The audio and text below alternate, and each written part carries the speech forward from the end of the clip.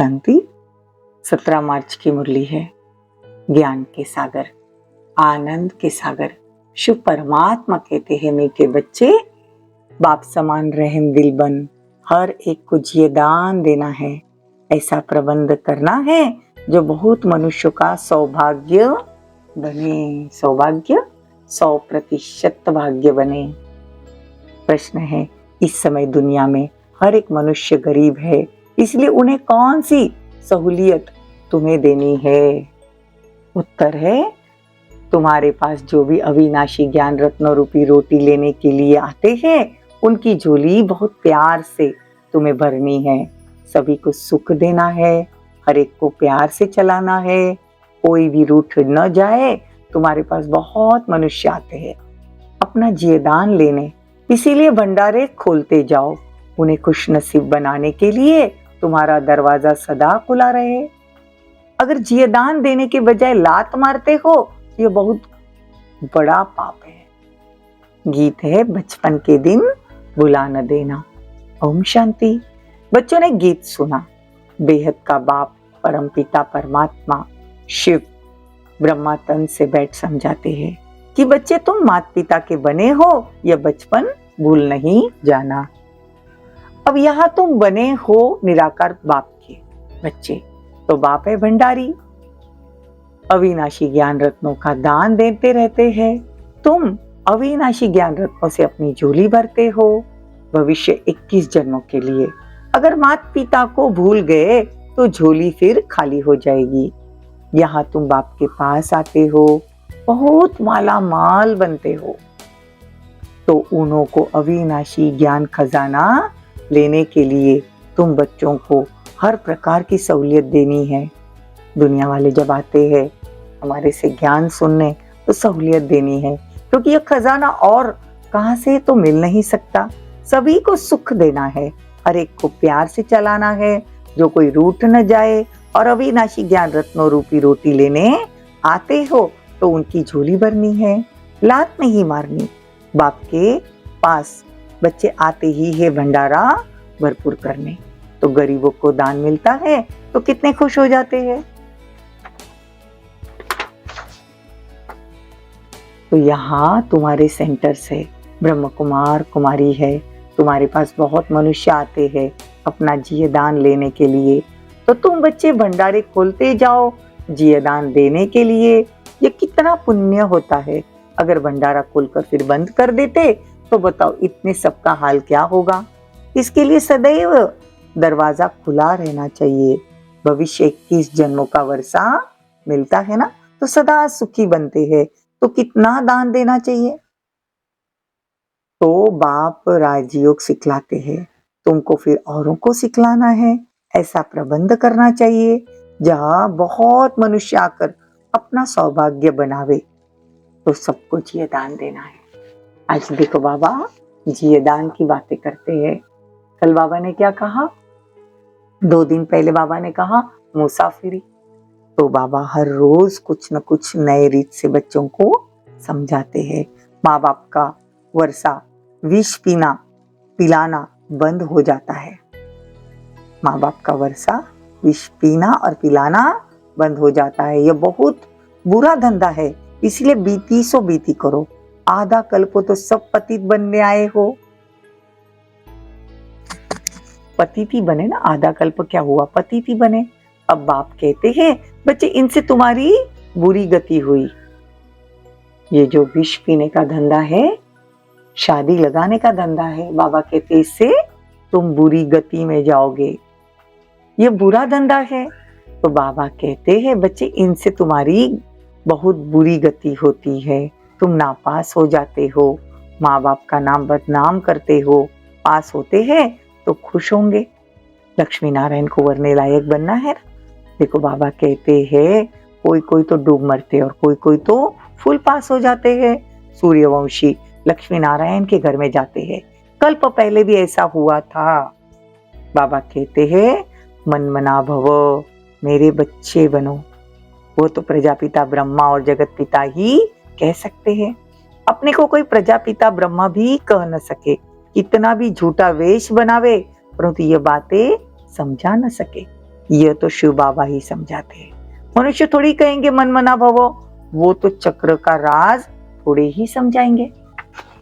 देखो कितनी गहन बात बाबा समझाते हैं कि दुनिया वाले चक्र की बातें नहीं समझाएंगे कि कल्प पहले कितने वर्ष थे, कैसे चक्र फिरता है, कोई जानते नहीं। तुम बच्चों को तो बहुत नॉलेज मिलती है। मोटी बुद्धि इतना पद नहीं उठा सकती, इम्तिहान बहुत कड़ा है। देखो ICS का इम्तिहान में भी बहुत थोड़े साहस रखते हैं। तो बाबा कहते यहाँ तो देखो लिमिट ही 8 की है, 8 नंबर 1 में जाते हैं, फिर 108। इस समय तो करोड़ों भारतवासी है, उसमें देवी देवता धर्म के कितने निकलेंगे? 33 करोड़ देवी देवताएं गाए जाते हैं ना, तो उसमें 8 नंबर सूर्यवंशी बनते हैं, प्रिंस प्रिंसेस भी बहुत होंगे ना। इम्तिहान बहुत भारी है। देखो 8 विजय माला के दाने बनते हैं, इसमें भी एक तो मम्मा कुमारी और ये बूढ़ा मतलब ब्रह्मा बाबा। मम्मा जवान है, अच्छा पढ़कर फिर पद पाती है। तो बाबा कहते तुम बच्चों को भगवान पढ़ाते हैं, ये तो बड़े ही भाग्य की बात है जो भगवान का बनकर फिर उनकी सर्विस में लग जाए। ये कितनी बड़ी बात है। बाकी जो तीखे निकलते हैं उनकी तो कमाल है, कितने को आप समान बना रहे हैं, तो ऑफरन देनी चाहिए। 32 से 300 निकले नंबरवार, अब तो हजारों हो गए। स्टार्टिंग में भट्टी में 300 थे, अब तो बाबा कहते हजारों के अंदाज में है।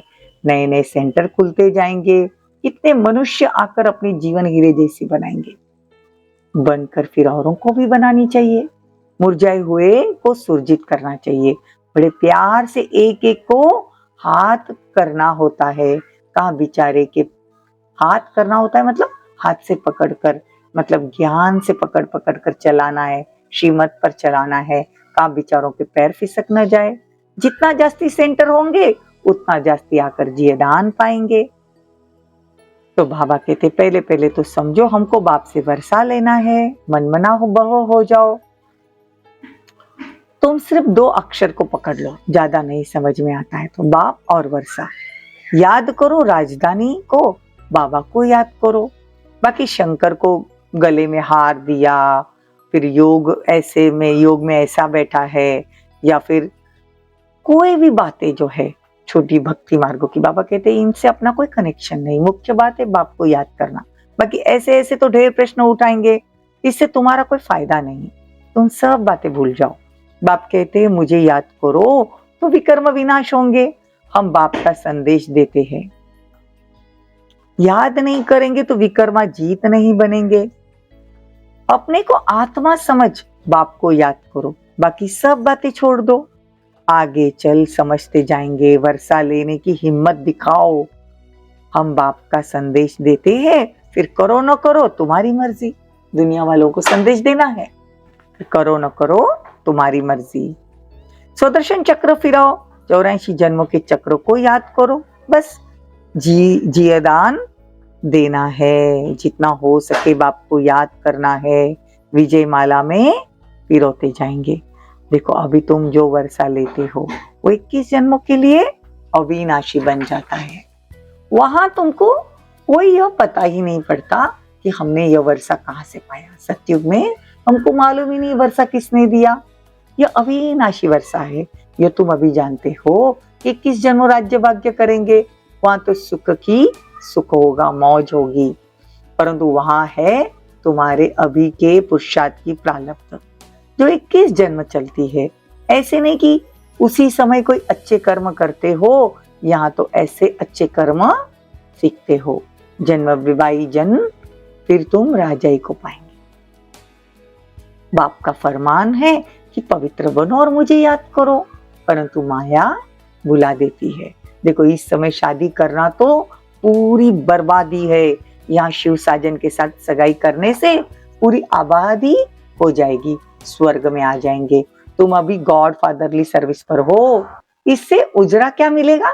तुम विश्व का मालिक बनेंगे। यह है सच्ची कमाई। अच्छा मीठे मीठे सिकी लदे, देखो सिकी लदे अक्षर का अर्थ कितना अच्छा है, ऐसे और कोई कह न सके। बहुत सिक से मिलते हैं। आत्मा परमात्मा अलग रहे बहुत काल, तो तुम 5000 वर्ष के बाद मिले हो। तो इनको कहते हैं बेहद के सिकिलदे बच्चे। बरोबर अब कल्प के संगम पर बाप से आकर मिले हो, फिर भिन्न भिन्न नाम रूप से मिलेंगे। जिन्होंने कल्प पहले यह पढ़ा था उन्हों को ही बाबा पढ़ाएंगे, फिर कल्प कल्प पढ़ाते रहेंगे। अच्छा, मीठे मीठे सिकिलदे सुदर्शन चक्रधारी बच्चों प्रति बाप दादा का याद प्यार और गुड मॉर्निंग। रूहानी बाप की रूहानी बच्चों को नमस्ते।